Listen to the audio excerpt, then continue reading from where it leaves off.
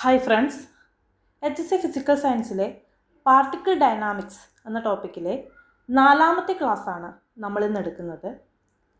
കഴിഞ്ഞ ക്ലാസ്സിൽ നമ്മൾ പഠിച്ചത് സ്ഥാന സമയ ഗ്രാഫിനെ പറ്റിയും പ്രവേഗ സമയ ഗ്രാഫിനെ പറ്റിയുമാണ്.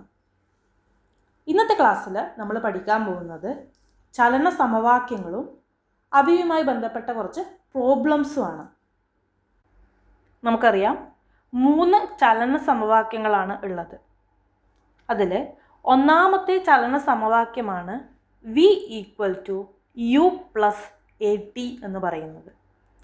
V എന്ന് പറയുന്നത് അന്ത്യപ്രവേഗമാണ്, U എന്ന് പറയുന്നത് ആദ്യപ്രവേഗം, A ത്വരണം, T എന്ന് പറയുന്നത് പ്രവേഗമാറ്റത്തിനെടുത്ത സമയമാണ്. ഒന്നാമത്തെ ചലന സമവാക്യമായ V = U + AT പ്രവേഗവും സമയവും തമ്മിലുള്ള ബന്ധത്തെയാണ് നൽകുന്നത്. ഇനി രണ്ടാമത്തെ ചലന സമവാക്യമാണ് S = UT + ½AT². S എന്ന് പറയുന്നത് സ്ഥാനാന്തരമാണ്, U ആദ്യപ്രവേഗം, T പ്രവേഗമാറ്റത്തിനെടുത്ത സമയം, A ത്വരണവുമാണ്. രണ്ടാമത്തെ ചലന സമവാക്യം നൽകുന്നത് സ്ഥാനാന്തരവും സമയവും തമ്മിലുള്ള ബന്ധത്തെയാണ്. മൂന്നാമത്തെ ചലന സമവാക്യമാണ് V² = U² + 2AS. സ്ഥാനാന്തരവും പ്രവേഗവും തമ്മിലുള്ള ബന്ധത്തെയാണ് മൂന്നാമത്തെ ചലന സമവാക്യം നൽകുന്നത്. അപ്പോൾ ഈ 3 ചലന സമവാക്യങ്ങളും പഠിച്ചിരിക്കേണ്ടത് അത്യാവശ്യമാണ്. ഇനി ഇതുമായി ബന്ധപ്പെട്ട കുറച്ച് പ്രോബ്ലംസ് ആണ് നമ്മൾ നോക്കുന്നത്. ആദ്യത്തെ ക്വസ്റ്റ്യൻ ഇതാണ്: ഒരു കാറിൻ്റെ പ്രവേഗം 10 സെക്കൻഡ് കൊണ്ട് 6 മീറ്റർ/സെക്കൻഡിൽ നിന്നും 16 മീറ്റർ/സെക്കൻഡിലേക്ക് എത്തുന്നുവെങ്കിൽ ഒന്നാമത്തെ ക്വസ്റ്റ്യൻ കാറിൻ്റെ ത്വരണം കണക്കാക്കുക. രണ്ടാമത്തെ ക്വസ്റ്റ്യൻ ഈ സമയം കൊണ്ട് കാറിനുണ്ടായ സ്ഥാനാന്തരം എത്ര എന്നതാണ്. തന്നിരിക്കുന്ന കാര്യങ്ങൾ നമ്മൾ എന്ത് ചെയ്യണം? എടുത്തെഴുതണം. കാറിൻ്റെ പ്രവേഗം 6 മീറ്റർ/സെക്കൻഡിൽ നിന്ന് 16 മീറ്റർ/സെക്കൻഡിലേക്ക് എത്തുന്നു എന്ന് ക്വസ്റ്റ്യനിൽ പറയുന്നുണ്ട്. അപ്പോൾ അതിൽ നിന്ന് ആദ്യ പ്രവേഗം 6 മീറ്റർ/സെക്കൻഡ് എന്ന് കിട്ടും, അന്ത്യപ്രവേഗം 16 മീറ്റർ/സെക്കൻഡിൽ നിന്നും കിട്ടും. പ്രവേഗമാറ്റത്തിനെടുത്ത സമയം 10 സെക്കൻഡ് എന്ന് ക്വസ്റ്റ്യനിൽ പറയുന്നുണ്ട്. അപ്പോൾ ത്വരണം കണ്ടുപിടിക്കാനുള്ള ഇക്വേഷൻ നമുക്കറിയാം. ത്വരണം A എന്ന് പറയുന്നത് V - U/T ആണ്.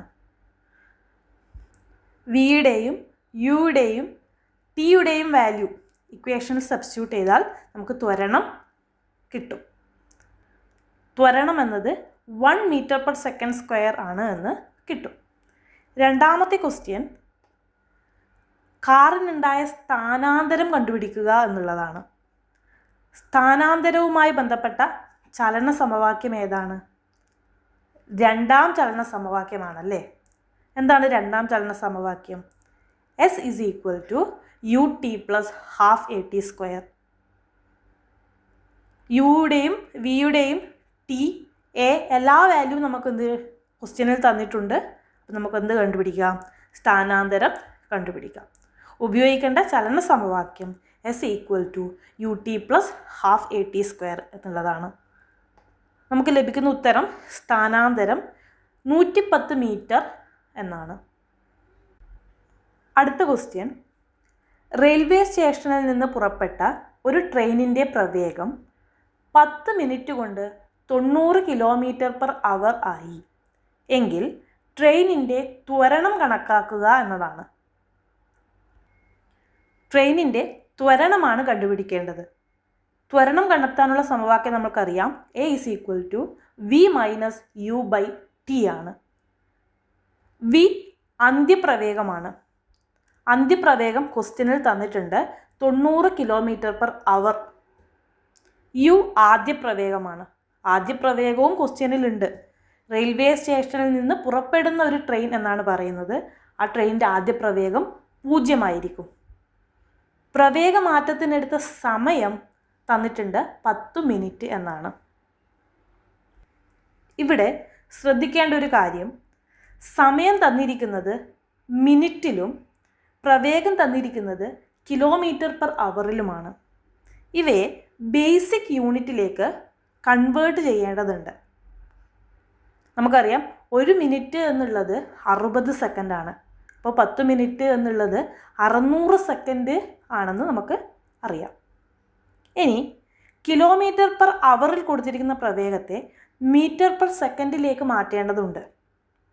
km/hനെ m/s മാറ്റാൻ 5/18 കൊണ്ട് ഗുണിച്ചാൽ മതി.